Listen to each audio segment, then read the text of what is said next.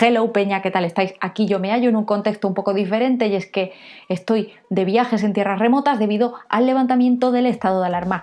Pero a pesar de no tener nuestro super fondo galáctico, vamos al quid de la cuestión, como cada semana. Maritere no os falla, vamos a analizar el retrowave y el synthwave. Que si bien es cierto que todo se refiere al mismo abanico de movidas, sobre todo dentro del ámbito estético, el synthwave es algo más hacia lo musical, pero no os preocupéis que lo vamos a tocar absolutamente todo en este vídeo como cada semana. Además, como siempre, hago mis recomendaciones previas para que todo tenga muchísimo más sentido, para que podáis contextualizar y entrar en harina con muchísima más soltura.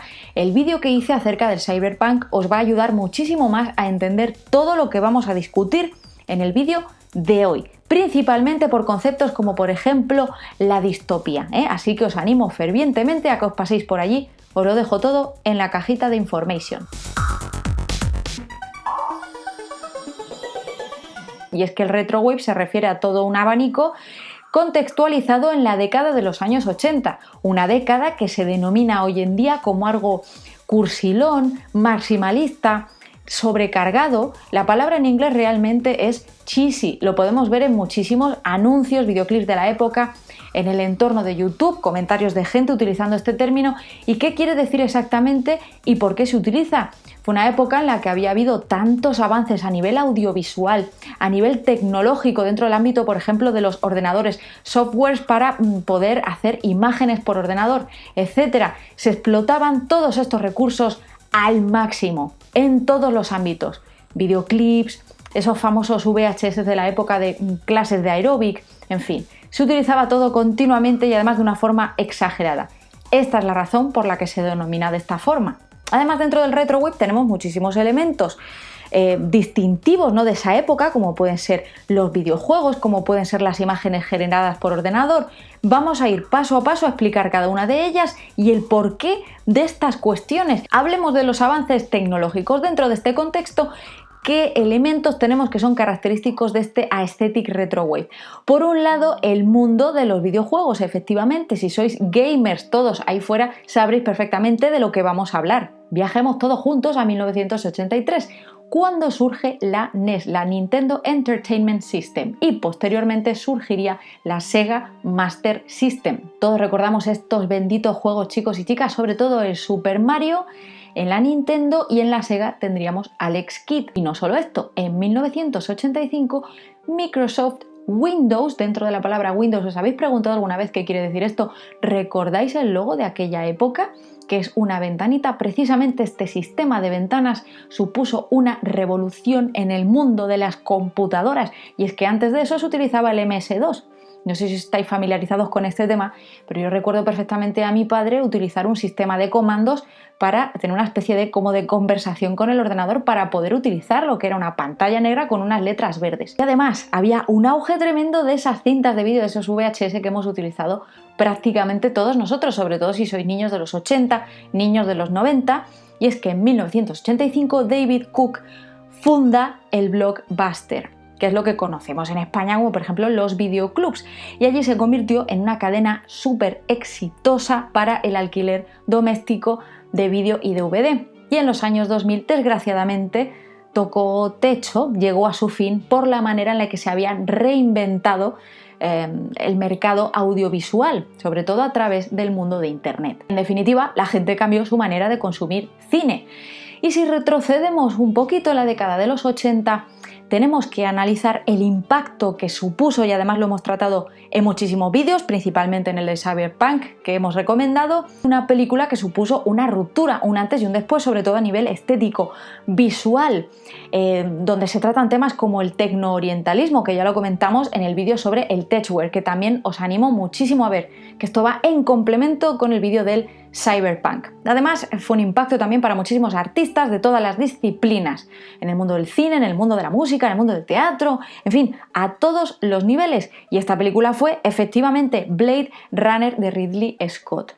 no solamente por sus ambientes, por su decoración, sino también por sus efectos visuales, que este es otro de los quits de la estética retrowave y de la década de los 80. Tenemos que tener en cuenta que esa distopía, este futurismo, está muy presente en videoclips de synthwave que vemos hoy en día, e incluso dentro de esas imágenes, de estos collages que podemos ver en plataformas como Pinterest. Esto nos ayuda muchísimo más a comprender este universo del que estamos hablando en este vídeo.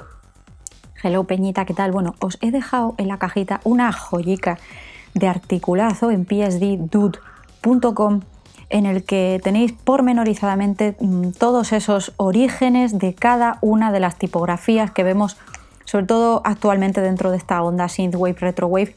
Yo he nombrado Blade Runner por poner un ejemplo global, pero tenemos muchos otros como Top Gun en el 86, Regreso al futuro en el 85, Transformers en el 82, de Tron vamos a hablar posteriormente, en fin, Star Wars, Star Trek, Alien.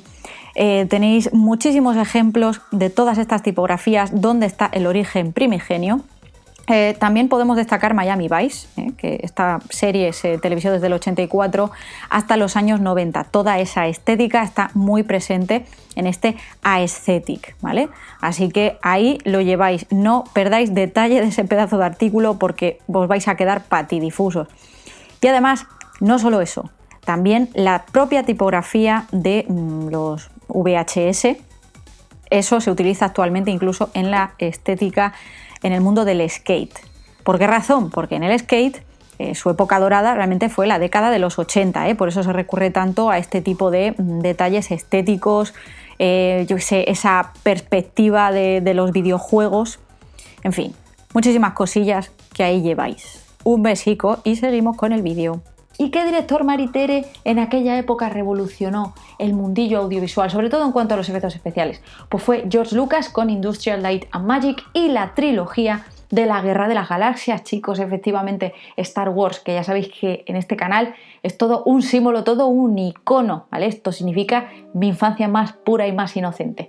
Todas estas películas repartidas entre el año 77 y el 83. Además, no solamente por el tema de los efectos especiales, sino por todo lo que significa en cuanto a ese futurismo que hemos comentado.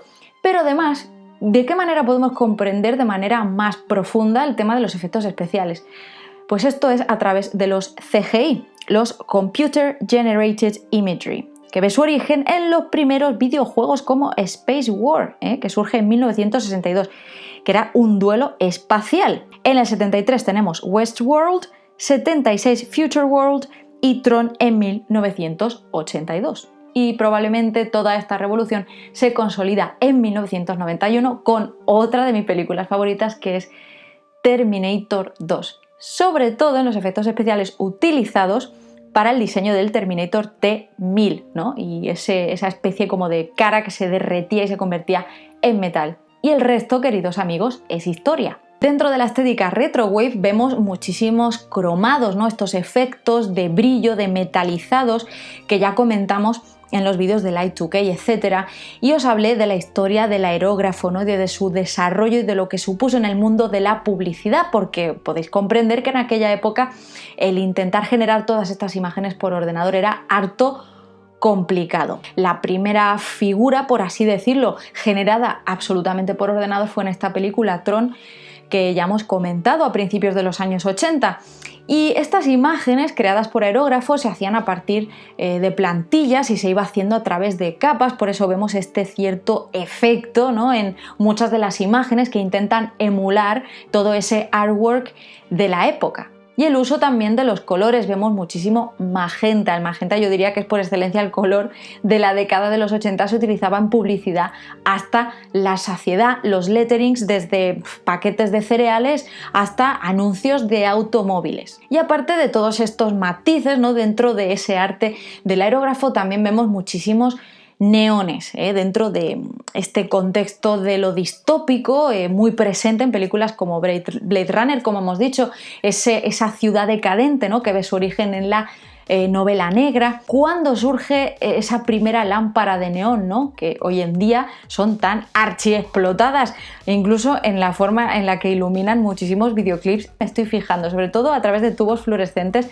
en colores cálidos y fríos, ¿no? O sea, de esto yo creo que ya se está explotando en exceso.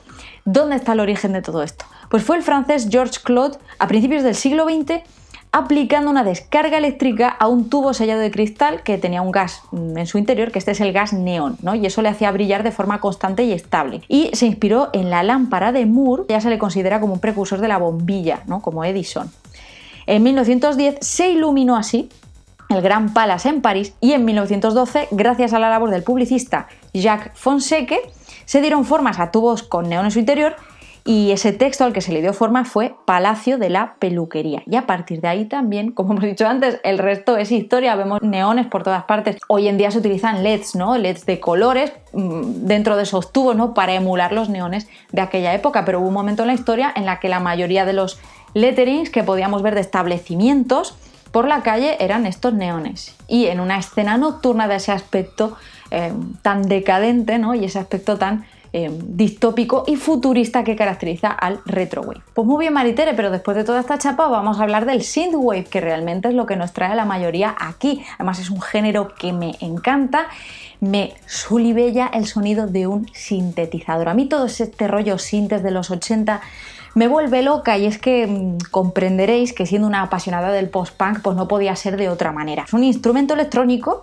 que funciona con señales eléctricas, ¿no? Y se crean sonidos que pueden modificarse, son sonidos muy variados y pueden emular incluso instrumentos reales, ¿no? Y se ejecuta a través de un teclado. Hubo muchísimos precursores, pero la revolución llegó con el sintetizador Moog, que yo además este sintetizador lo descubrí a través de Isao Tomita. Cuando era pequeño escuchaba sus discos, los tenía mi padre en la estantería, y el día en el que me hice mayor empecé a investigar sobre el tema y descubrí todo acerca de este sintetizador creado por Robert Moog en 1964, ¿no? Es el auge, ¿no? De los modelos más portátiles, el auge del protocolo MIDI, ¿no? Que hizo que se convirtiese en una revolución en la música. De hecho, es curioso porque tuvo hasta un hermano mexicano, ¿no? Que quedó un poco en el olvido, que fue inventado por Raúl Pavón Sarrelangre o algo así, que se llamaba el Omnifone. Pero bueno, todo quedó ahí, el hombre no pudo patentarlo, pero bueno, como anécdota quería que quedara aquí patente, ¿no? Porque sé que me veis muchísima gente de México. Besitos para todos. Yo creo que en la historia del desarrollo del sintetizador no podemos dejar de nombrar a Wendy Carlos, compositora de joyas como El Resplandor, La Naranja Mecánica. Y es que fue la madre realmente de la música electrónica, ¿no? Ha dado vida a estas bandas sonoras brutales. Podemos destacar su álbum Switched on Batch, y en común con Isao Tomita podemos decir que reproduce todas estas piezas clásicas a través de sintetizador, lo cual es una obra auténtica de ingeniería, ¿no? y de versatilidad y de genio en cuanto a la música, en cuanto a técnica musical y en cuanto a conocimiento compositivo. De verdad, es absolutamente mesmerizing ver vídeos de esta mujer en acción. Hablando en plata, que su amistad con Robert Moog supuso un antes y un después, y fue una revolución absoluta en el mundo de la música. ¿Por qué, Clau? ¿Por qué dices esto? Pues vamos a ver, es que la mayoría de grandes grupos de los años 70, de este rock progresivo, que ya sabéis que me encanta, ¿no? Bandas como Yes, por ejemplo, pero incluso otros artistas como Simon y Garfunkel, bandas como Beach Boys incluyeron estos sintes en la composición de muchísimos de sus álbumes. Álbumes que a día de hoy son piezas de absoluto culto, ¿vale? Y que sin ellas probablemente la música como hoy en día la conocemos no sería como tal. De Isao Tomita os puedo recomendar Snowflakes Are Dancing del 74, con el que además ganó un Grammy. Por favor, todo esto obligado. Y claro, hay que tener en cuenta que dentro del synthwave podremos incluir a esas piezas originales de la década de los 80, no tienen que ser piezas necesariamente única y exclusivamente de sintetizador, simplemente esa música de los 80 en la que se incluye el sinte, que probablemente el 99,9% de los temas de esa época los tienen. Pero también se le llama a esa nueva oleada de música que emula, ¿no? Y nos trae nostalgia de esa época, y destacan artistas como por ejemplo Kavinsky, pero hay muchísimos otros más. Tengo una lista que os voy a dejar en la cajita de information, donde incluimos todas estas piezas de la nueva ola, y además en la mayoría de los artworks de sus álbumes podéis detectar todos estos elementos que estamos comentando en el vídeo de hoy. A mí me encantan y apasionan otros artistas que están también bebiendo un poco de este rollo del retrowave ochentero, como por ejemplo Ariel Pink, John Mouse, y además dentro del retrowave, del vaporwave, que también está dentro de toda esta onda, sobre todo dentro del ámbito estético, muchos atisbos lo-fi. ¿Qué es esto? El low fidelity, lo hemos comentado en algún vídeo, y es degradar a propósito una pieza para que suene antigua, ¿vale? Eso en cuanto a la acción actual de intentar darle, ¿no?, esos matices a las piezas musicales.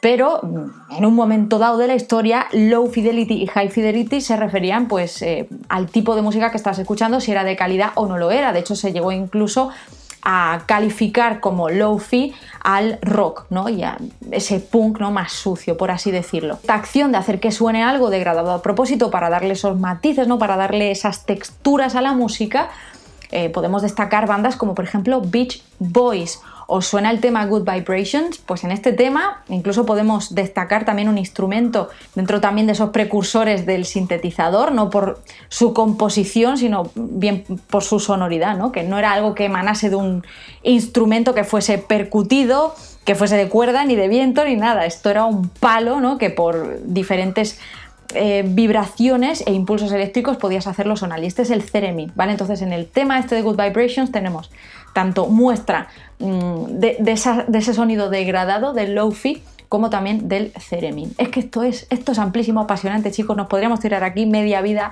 comentándolo y hablándolo. Hablamos de esa oleada de música electrónica también que ha funcionado como precursora de esta nueva era, ¿no?, del synthwave que estamos viviendo hoy en día. Grupos que a mí me llamaron muchísimo la atención en el momento fueron Justice, ¿vale? Este dúo francés de música electrónica que empezó a tener éxito allá por 2006-2007.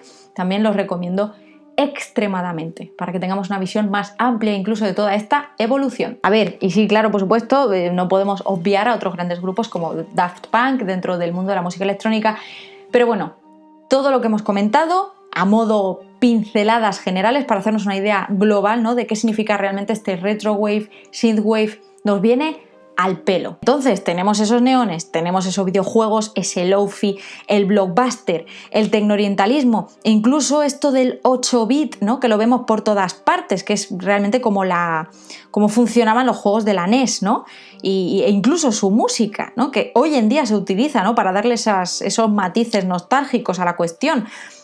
Todo lo digital, imágenes generadas por PC, pixeladas, ¿no?, incluso esas antiguas ventanas de Windows, pues con todo este collage mental que hemos creado, lo unimos, lo metemos en una licuadora y aquí tenemos ese retrowave, ese synthwave por el que tanto me habéis preguntado, del que tanto me habéis hablado. ¿Cuáles son los aspectos que más os llaman la atención de este aesthetic, de este género musical? Decídmelo en comentarios, no lo dudéis. Nos vemos por redes sociales, que siempre estoy dando la chapita por ahí. Dejadme un like, podéis apoyar este contenido aún más si queréis. Toda la información en la cajita y nos vemos en próxima entrega.